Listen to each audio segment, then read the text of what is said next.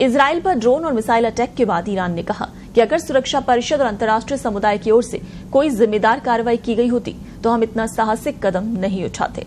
Iran के विदेश मंत्रालय के प्रवक्ता नासिर कनानी ने कहा कि इजराइल द्वारा ईरान के राजनयिक ठिकानों के खिलाफ अपराध को अंजाम देने में अंतर्राष्ट्रीय नियमों का उल्लंघन किया गया है, इसलिए ईरान ने राजनयिक तरीकों को देखने के बाद अपनी जिम्मेदारी निभाई है। ईरान के विदेश मंत्रालय के प्रवक्ता नासिर कनानी ने कहा कि अपने राष्ट्रीय हितों के लिए हमने स्वाभाविक रूप से इस कार्रवाई को अंजाम दिया और अगर कोई अन्य कार्रवाई इजराइल द्वारा की जाती है तो हमारी कार्रवाई निश्चित रूप से और भी ज्यादा खतरनाक होगी।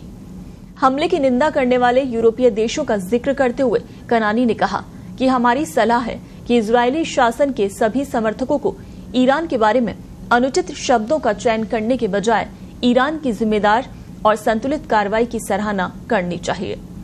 नासिर कनानी ने कहा कि इजराइल के खिलाफ ईरान के जवाबी हमले से पहले किसी भी देश के साथ कोई पूर्व निर्धारित समझौता नहीं किया गया था। ईरान ने शनिवार देर रात इजरायली क्षेत्र पर अपने पहले सीधे हमले में मिसाइलों और विस्फोटक ड्रोनों की बौछार की।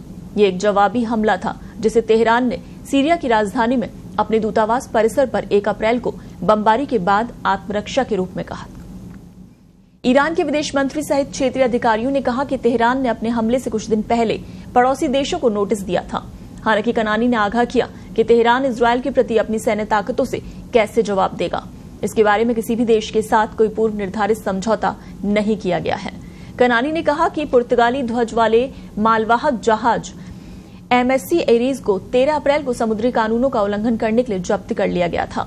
उन्होंने कहा कि इसमें कोई संदेह नहीं कि जहाज इजरायल का था। अक्टूबर में गाजा में इजरायल के अभियान की शुरुआत के बाद से पूरे मिडिल ईस्ट में तनाव बढ़ गया है। इजरायल या उसके सहयोगी अमेरिका दरअसल लेबनान, सीरिया, इराक और यमन में ईरानी गठबंधन समूहों के साथ बार बार संघर्ष कर रहे हैं।